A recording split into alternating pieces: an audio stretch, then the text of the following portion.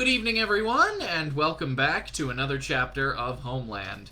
And we're doing it at probably a more normal time, although I can't say that that's going to continue. I find it likely that tomorrow's reading will also be an earlier one, sometime in the afternoon. Thursday, I can't say for sure one way or the other what it's going to be, but we'll see. Just know that I am continuing to find times in the day to continue with this, so it's gonna keep going. So we're gonna hop in with the next chapter here, which is gonna focus once again on Drizzt and Zaknafein and their training together, whereas the previous chapter, if we recall, focused on Alton Devere, who is currently in disguise as the Faceless One in order to save his life and find eventual revenge on the murderers of his house. And Mesage, who through his association with Alton is enhancing his own personal power. And so we're leaving them, and we're going back to Drizzt and Zak. So, here we go with our next chapter. Chapter 8. Kindred. Zak pressed in with a series of low thrusts. Drizzt tried to back away quickly and return to even footing, but the relentless assault followed his every step, and he was forced to keep his movements solely on the defensive. More often than not, Drizzt found the hilts of his weapons closer to Zak than the blades. Zak then dropped into a low crouch and came up under Drizzt's defense. Drizzt twirled his scimitars in a masterful cross, but he had to straighten stiffly to dodge the weapon master's equally deft assault. Drizzt knew that he had been set up, and he fully expected the next attack, as Zak shifted his weight to his back leg and dived in, both sword tips aimed for Drizzt's loins. Drizzt spat a silent curse, and spun his scimitars into a downward cross, meaning to use the V of his blades to catch his teacher's swords. On a sudden impulse, Drizzt hesitated as he intercepted Zak's weapons, and he jumped away instead, taking a painful slap on the inside of one thigh. Disgusted, he threw both of his scimitars to the floor. Zak, too, leaped back. He held his swords out to his sides, a look of sincere confusion on his face. "You should not have missed that move," he said bluntly. "The parry is wrong," Drizzt replied. Awaiting further explanation, Zak lowered one sword tip to the floor and leaned on the weapon. In past years, Zak had wounded, even killed students for such blatant defiance. "The cross-down defeats the attack, but to what gain?" Drizzt continued. "When the move is completed, my sword tips remain down too low for any effective attack routine, and you were able to slip back and free." "But you have defeated my attack." "Only to face another," Drizzt argued. "The best position I can hope to obtain from the cross-down is an even stance." "Yes," Zak prompted, not understanding his student's problem with that scenario. "Remember your own lesson!" Drizzt shouted. "Every move should bring an advantage you preach to me, but I see no advantage in using the cross-down." "You recite only one part of that lesson for your own purpose," Zak scolded, now growing equally angry. "Complete the phrase, or use it not at all. Every move should bring an advantage or take away a disadvantage. The cross-down defeats the double thrust low, and your opponent obviously has gained the advantage if he even attempts such a daring offensive maneuver. Returning to an even stance is far preferable at that moment." "The parry is wrong," Drizzt said stubbornly. "Pick up your blades," Zak growled at him, taking a threatening step forward. Drizzt hesitated, and Zak charged, his swords leading. Drizzt dropped to a crouch, snatched up the scimitars, and rose to meet the assault while wondering if it was another lesson or a true attack. The weapons master pressed furiously, snapping off cut after cut, and backing Drizzt around in circles. Drizzt defended well enough, and began to notice an all-too-familiar pattern as Zak's attacks came consistently lower, again forcing the hilts of Drizzt's weapons up and out over the scimitar's blades. Drizzt understood that Zak meant to prove his point with actions, not words. Seeing the fury on Zak's face, though, Drizzt wasn't sure how far the weapons master would carry his point. If Zak proved correct in his observations, would he strike again to Drizzt's thigh, or to his heart? Zak came up and under, and Drizzt stiffened and straightened. "Double thrust low!" the weapons master growled, and his swords dived in. Drizzt was ready for him. He executed the crossdown, smiling smugly at the ring of metal as his scimitars crossed over the thrusting swords. Drizzt then followed through with only one of his blades, thinking he could deflect both of Zak's swords well enough in that manner. Now with one blade free of the parry, Drizzt spun it over in a devious counter. As soon as Drizzt reversed the one hand, Zak saw the ploy, a ruse he had suspected Drizzt would try. Zak dropped one of his own sword tips, the one nearest to the hilt of Drizzt's single parrying blade, to the ground, and Drizzt, trying to maintain an even resistance and balance along the length of the blocking scimitar, lost his balance. Drizzt was quick enough to catch himself before he had stumbled too far, though his knuckles pinched into the stone of the floor. He still believed that he had Zak caught in his trap, and that he could finish his brilliant counter. He took a short step forward to regain his full balance. The weapons master dropped straight down to the floor, under the arc of Drizzt's swinging scimitar, and spun a single circuit, driving his booted heel into the back of Drizzt's exposed knee. Before Drizzt had even realized the attack, he found himself lying flat on his back. Zak abruptly broke his own momentum and threw his feet back under him. Before Drizzt could begin to understand the dizzying counter, he found the weapons master standing over him with the tip of Zak's sword painfully and pointedly, drawing a tiny drop of blood from his throat. "Have you anything more to say?" Zak growled. "The parry is wrong," Drizzt answered. Zak's laughter erupted from his belly. He threw his sword to the ground, reached down, and pulled his stubborn young student to his feet. He calmed quickly, his gaze finding that of Drizzt's lavender orbs as he pushed the student out to arm's length.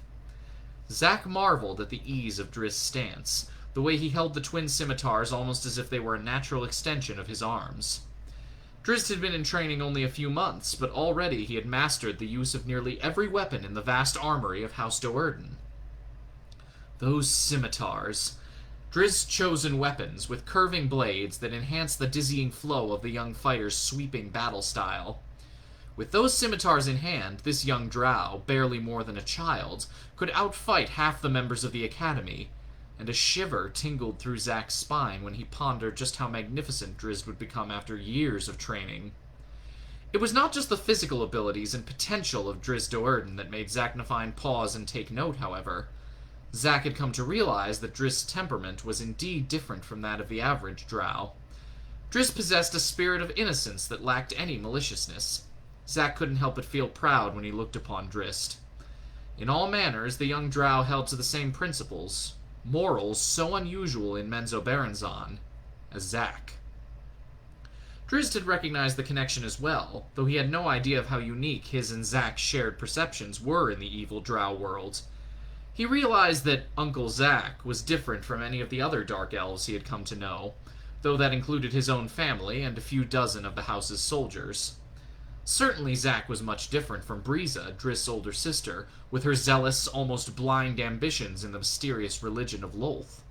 Certainly Zak was different from Matron Malice, Drizzt's mother, who seemed never to say anything at all to Drizzt unless it was a command for service.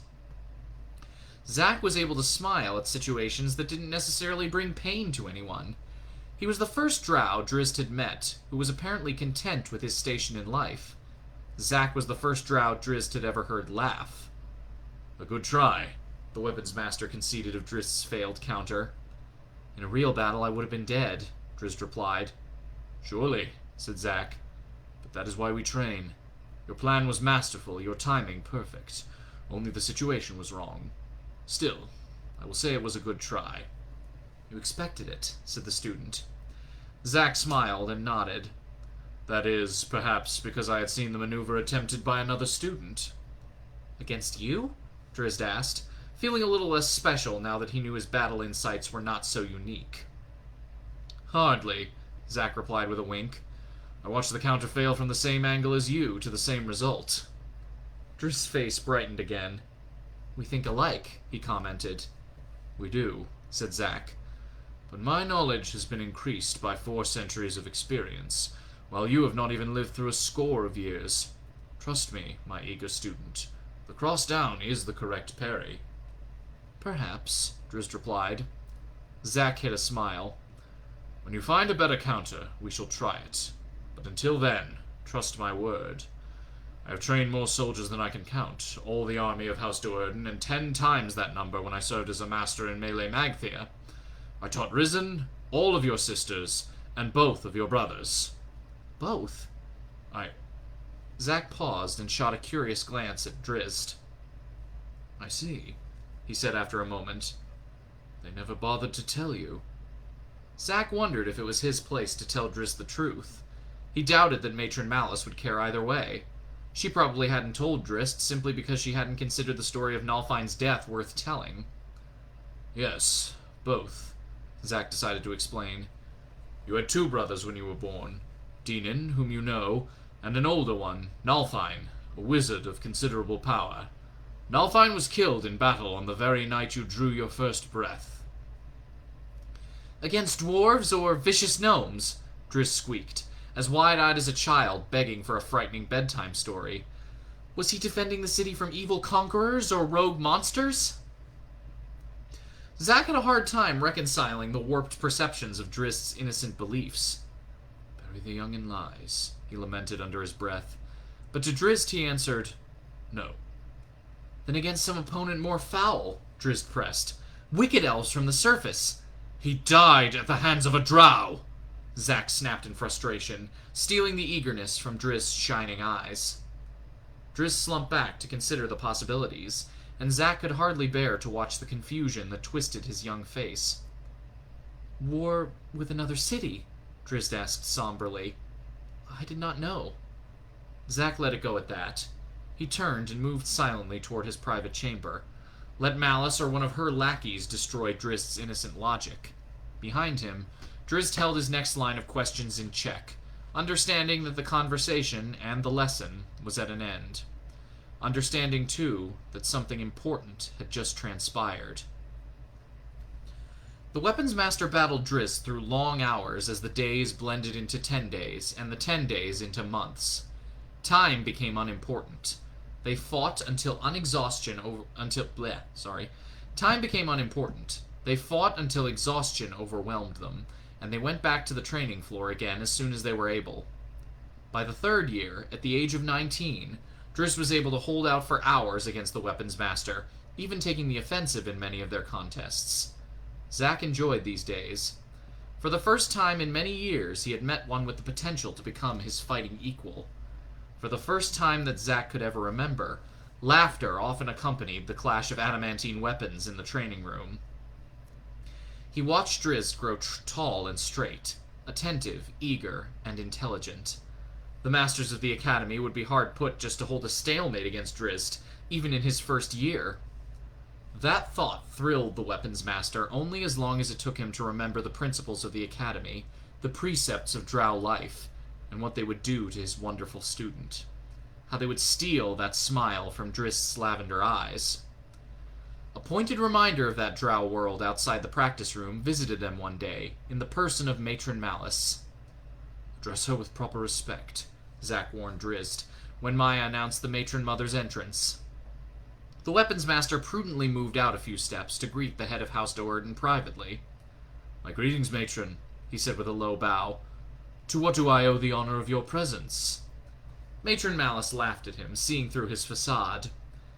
So much time do you and my son spend in here, she said. I came to witness the benefit to the boy.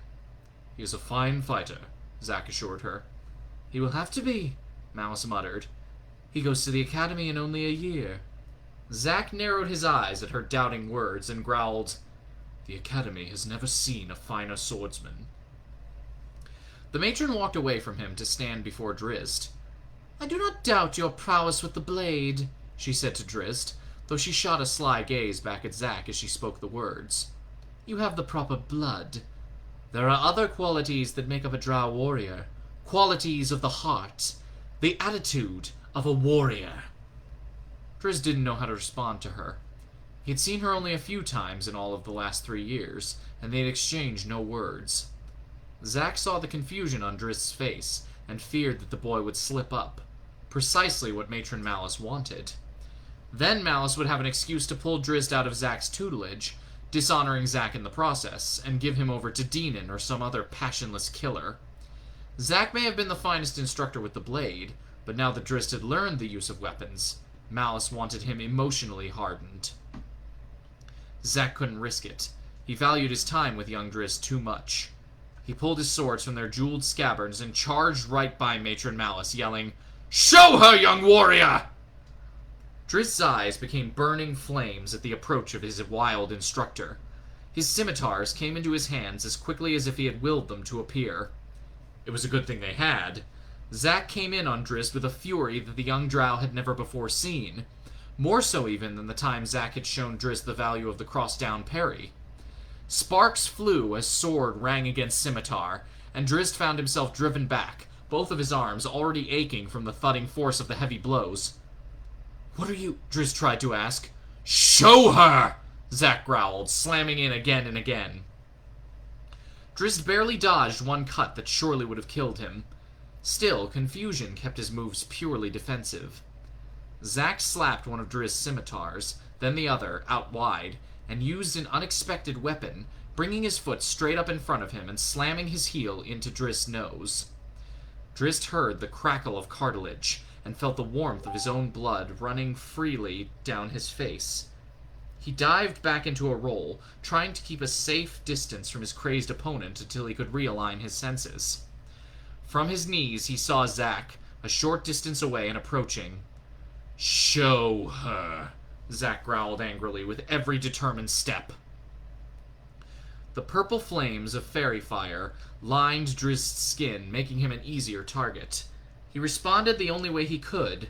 He dropped a globe of darkness over himself and Zak. Sensing the weapons master's next move, Drizzt dropped to his belly and scrambled out, keeping his head low. A wise choice. At his first realization of the darkness, Zak had quickly levitated up about 10 feet and rolled right over, sweeping his blades down to Drizzt's face level. When Drizzt came clear of the other side of the darkened globe, he looked back and saw only the lower half of Zak's legs. He didn't need to watch anything more to understand the weapons master's deadly blind attacks. Zak would have cut him apart if he had not dropped low in the blackness. Anger replaced confusion.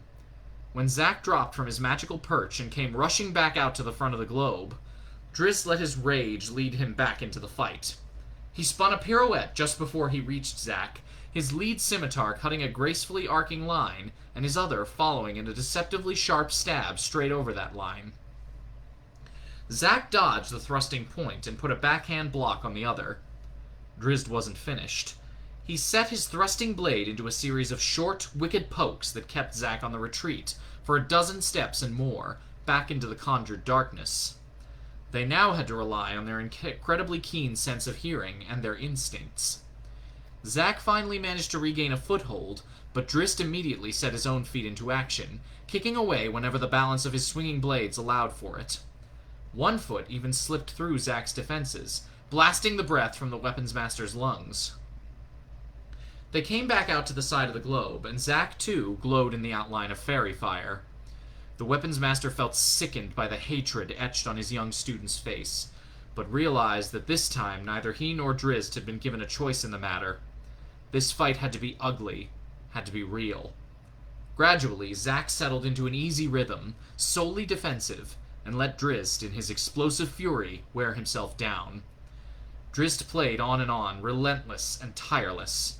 Zak coaxed him by letting him see openings where there were none, and Drizzt was always quick to oblige, launching a thrust, cut, or kick. Matron Malice watched the spectacle silently. She couldn't deny the measure of training Zak had given her son. Drizzt was, physically, more than ready for battle. Zak knew that to Matron Malice, sheer skill with weapons might not be enough. Zak had to keep Malice from conversing with Drizzt for any length of time. She would not approve of her son's attitudes.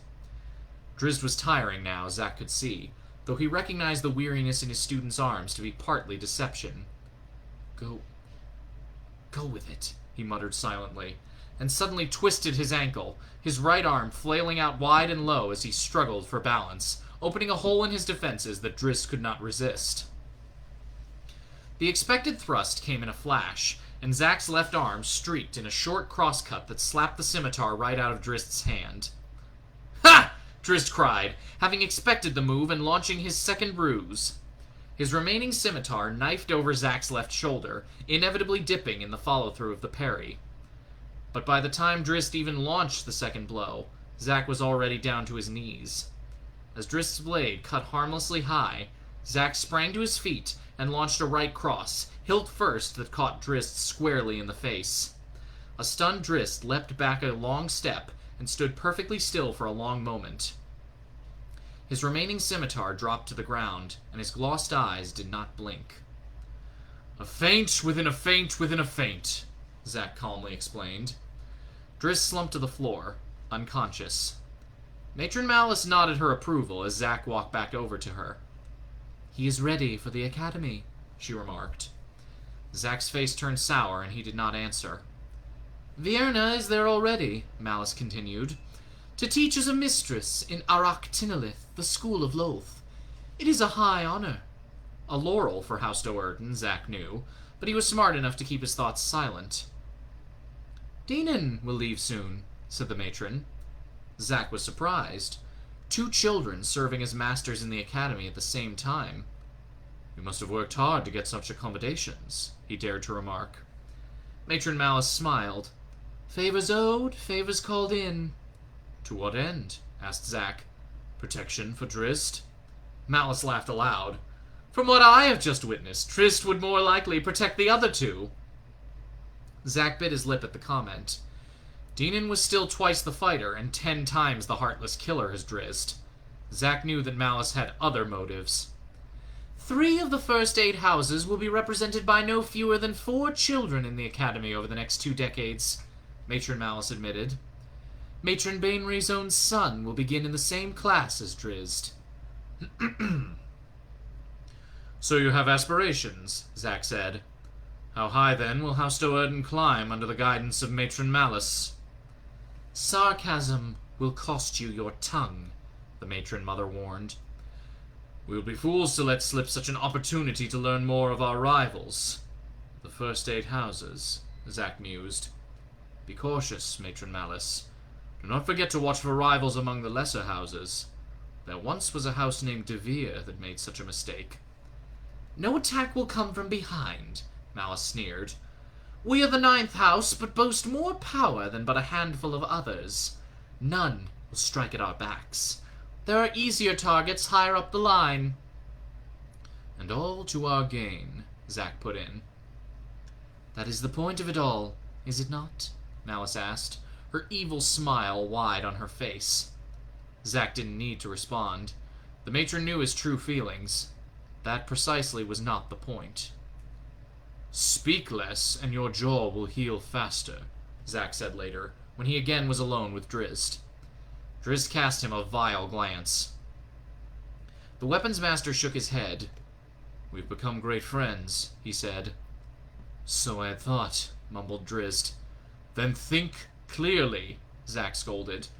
"Do you believe that Matron Malice would approve of such a bonding between her weapons master and her youngest, her prized youngest son? You are a drow, Drizzt Do'Urden, and of noble birth. You may have no friends." Drizzt straightened as if he had been slapped in the face. "None openly, at least," Zak conceded, laying a comforting hand on the youngster's shoulder. "Friends equate to vulnerability, inexcusable vulnerability. Matron Malice would never accept—" He paused, realizing that he was browbeating his student. "Well," he admitted in quiet conclusion, "at least we 2 know who we are." Somehow, to Drizzt, that just didn't seem enough. And there we go. That is tonight's chapter. So, like I said, I will probably be back tomorrow with the next chapter in the afternoon, but we'll see what happens. In the meantime, I hope everybody is staying safe, staying healthy, and I hope that everybody has a pleasant evening. I'll see you all tomorrow for the next chapter. Good night, everyone.